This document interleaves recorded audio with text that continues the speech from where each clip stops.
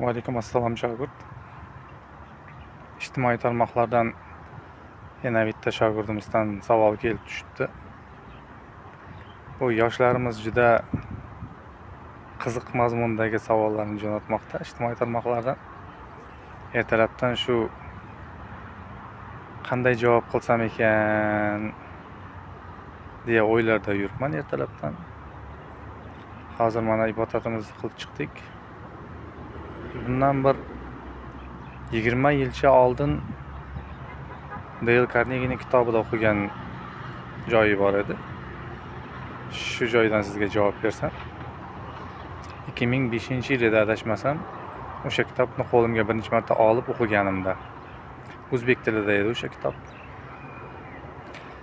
Ijtimoiy tarmoqdan bitta shogirdimiz savol jo'natibdi. Ustoz, o'zi umuman aldash uslubi, bir texnikasi, taktikasi bormi? Umuman insonlarni aldash mumkinmi? degan savolni berdi.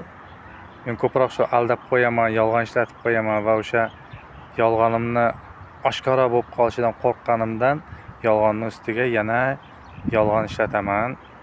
Bunga qanday maslahat berasiz? Yoxud biror bir shu aldash texnologiyasi mavjudmi?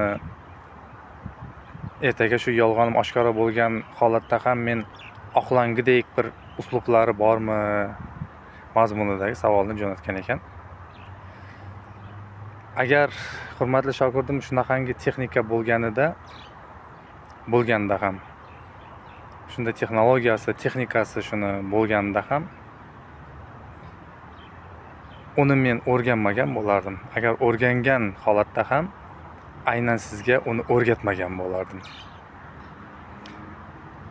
Albatta hazil toifasida jo'natilgan bo'lsa kerak bu savol, lekin shunda ham men ham hazil yusinida javobni bermoqchiman. Dale Carnegie'ning asarida yahudiylarning qanday insonlarni, boshqa insonlarni aldash texnologiyasi haqida gap boradi. Ana shuni men sizga aytib bersam, diqqat bilan eshiting. Masalan, mana siz ishonasizmi? Shu O'zbekistonda yoxud shu Qoraqalpog'istonda chekka bir qishlog'idagi oddiy kambag'al baliqchining o'g'lini Amerikadagi neft bo'yicha milliarder, multimilliarder John Rockefellerning qiziga uylantirib beraman degan gapga ishonasizmi? Aynan bitta yahudiy o'shanaqa bahs qilar ekan. Shunday qishloqdagi bitta baliqchining o'g'liga borib, men seni amerikalik multimilliarder John Rockefellerning qiziga uylantiraman. Ishonasanmi deganida albatta u yo'q deydi. Qanaqasiga u? Men baliqchini farzandi bo'lsam, u John Rockefeller qayerda? John Rockefellerni bilasizlar? John Rockefeller degan inson bu neft bo'yicha multimilliarder, butun dunyo taniydi u insonni. Uni qiziga men qanday qilib uylanaman? Agar mabodo shuni kuyov bolasi bo'lib qolsang, senga qoldirilgan merosning yarmini berasanmi deya bahs o'ynar ekan. Albatta so'zsiz baliqchini farzandi o'g'li u bilan bahs o'ynaydi, ruschasiga aytganda spor qiladi. Men roziman, yarimta boyligimni beraman. Shunday qilib o'sha va'dasini olgandan keyin yahudiy Shvetsariya bankiga borar ekanda, direktorlar kengashiga kirib, men sizlarning bankingizga boshqaruvchini topdim. Kim u boshqaruvchi? Shu chekka qishloqda yashaydigan baliqchining o'g'li. Siz adashib kelmadingizmi janob? Bu yer bank, Shvetsariya banki. Bu yerga iqtisodni bitirgan mutaxassislar ishlaydi. Siz baliqchini farzandini aytib turibsiz. Siz to'g'ri keldingizmi? Nima bizni ahmoq deb o'ylayapsizmi? deb direktorlar kengashi unga so'ylar ekan. Yo'q, albatta men to'g'ri keldim. To'g'ri, u baliqchini bolasi, oddiy baliqchini bolasi, lekin John Rockefellerning kuyovi bolasi-ku deb aytar ekan.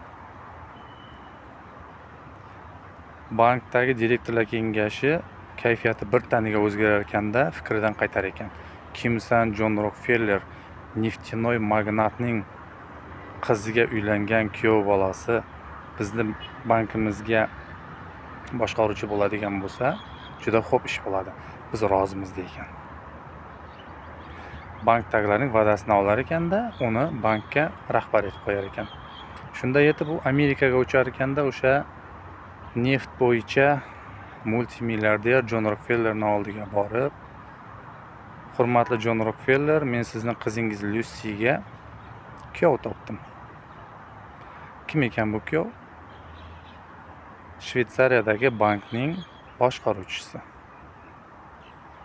Shunda Jon Rokfellerni xayolida nima o'tar ekan? Men kimsan? Jon Rokfellerman. Shunda Shvetsariyadagi bankdagi boshqaruvchisi men kuyov bolam bo'lsa, meni kuyovim bo'lsa, men uchun juda to'g'ri ish bo'ladi. Ayrim yashirin topilgan pullarim bo'ladigan bo'lsa, shularni yashirishda yordam beradi deya fikriga ta'sir qilar ekanda va u rozilik bildirar ekan. Qizi Lyusini chaqirib aytar ekan: "Qizim Lyusi, bu yoqqa kelgin. Qizim, sizga men kuyov topdim. Bilasizmi, u yigit juda zo'r yigit. Shvetsariya bankida boshqaruvchi ekan." Deganida qiz aytar ekan: "Bizni uyni faqat yuristlar bilan iqtisodchilar bosib ketgan, bankirlar, ekonomistlar, advokatlar, yuristlar. Jonimga tegib ketdi. Menga oddiy yigit kerak. Oddiy, hech qanaqa iqtisodchi, yurist, ekonomist kerak emas. Oddiygina baquvvat, zabardast erkak kerak menga" derkan. Shunda yangi yahudiy bor ekanda: "Lyusi, qo'rqma. U oddiy baliqchini bolasi, baquvvat, haqiqiy erkak" derkan. Endi shogirdim, sizga savol. Yuqoridagi voqealarni eshitdingiz. Yahudiy kimni aldadi? Bundaysiga qaraganda, Yahudiy hammani aldagandek, lekin hech kimni aldamagandek. Chuqurroq o'ylab ko'rasiz. Demak, bu yerda bitta narsa yotibdi. Demak, aqlli insonlar bir qadam oldinda yuradi. Oldindan holatni to'g'ri baholay biladi va to'g'ri prognoz qilishi bilan bog'liq.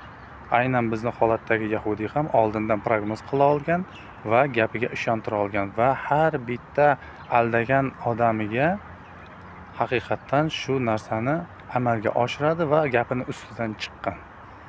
Natijada avvalga u aldagan, lekin keyinchalik haqiqat bo'lib chiqqan. Faqat u bir qadam oldindagina yurgan. Siz izlayotgan balki aldash texnologiyasi mana shu bo'lsa kerak. O'ylab ko'rasiz. Salomat bo'ling.